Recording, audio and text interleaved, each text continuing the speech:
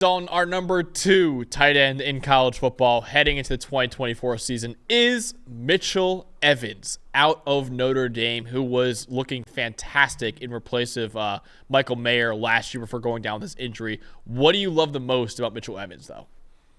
He's just a beast over the middle, man. He's a guy with a huge frame and really good hands who might be, I would argue, he's the best seam threat in the country right now. A 98.8 intermediate grade last year, an 84.8 grade against zone coverage, which was 8th best in the country. He was honestly, he would have been competing for a John Mackey Award last year had he not hurt himself. I just think he's as good as it gets. When you talk about, I watch Mitchell Evans sometimes, and I see what he does up the seam, and he just bodies guys like he's going up for a rebound in basketball.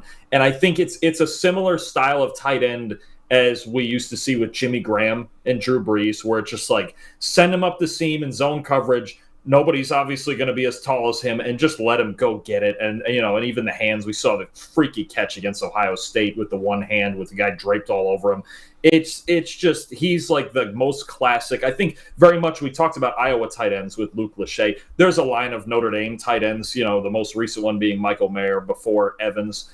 He just runs right down that line of traditional, old school, big tight ends who can make plays over the middle, up the seam, rip through zone defenses, and just be so reliable. I've talked about Evans before, with Riley Leonard coming in. I think he should be Riley Leonard's best friend, because taking, any throw over the middle to Mitchell Evans is a safe throw. He's going to make the catch. He's going to just absolutely body either slot corners or linebackers or safeties. Everybody on defense is smaller than him in the back seven.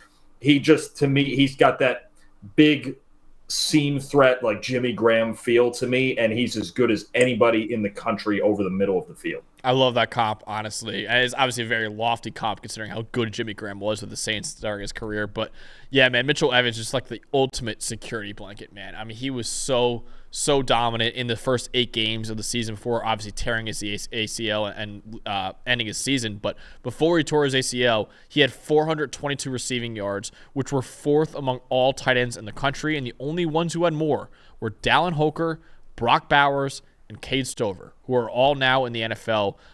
He had 10 forced missed tackles as well, only behind Brock Bowers in that span. And obviously we know how elite Brock Bowers is after the catch.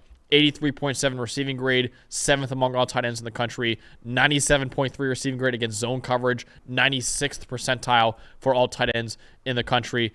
He truly, man, is just a really good player, really good concentration. He has some unbelievable catches for Notre Dame last year. One against Ohio State, like you just mentioned, one against Duke that I posted on my Twitter as well, where he was a kind of a throw outside of his range. He was able to tip it up in the air and catch it with a Duke defender draped on his back, man.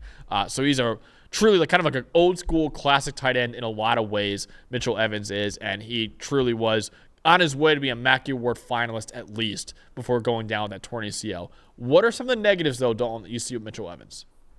I think one of the big stories in college football we've yet to talk about is how Mike Denbrock is going to fit all these offensive pieces at Notre Dame in together. And I think part of it for Evans is going to be how much more can he diversify his route tree. We talked about this with Caden Priestcorn as well, but 85% of Mitchell Evans' production has come over the middle last year.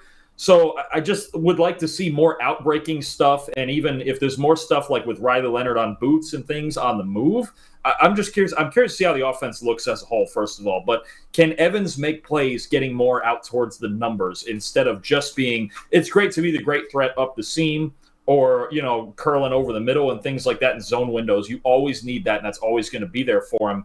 But is there more? Can we get – corner routes going off of play action? Can we put him in the slot and run some out routes outside the numbers? He's a solid athlete. He's not the best athlete that we have in this top 10, but I think there is enough in there, even though he's a big target, where I just have to wonder if Denbrock can open up some things outside the numbers, or at least getting closer to the numbers, because college numbers are wider, where he can just be allowed to have more space to operate instead of constantly just being the threat above the rim down the seam. Because down the middle, he might be the best tight end in the country. Yeah. He's just so big, and he's so physical, and his hands are so good that, again, if he had finished the year last year, he may have won the Mackey Award, basically just running down the middle, down the seam all night. But if he can diversify a little more, if he can maybe even get in the slot a little bit more and work some outbreaking routes, I think Evans could be in for a huge year with Riley Leonard now, with Chris Mitchell on the outside for Notre Dame, with Bo Collins there. They've revamped their offensive weaponry, but Evans is the one mainstay who's a foundational piece.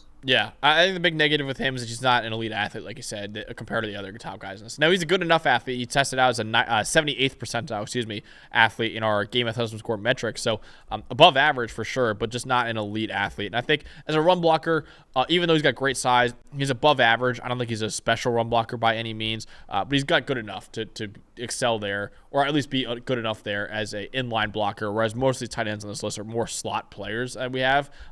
Mitchell Evans is more like a classic tight end as well, so can get a little bit better as a run blocker.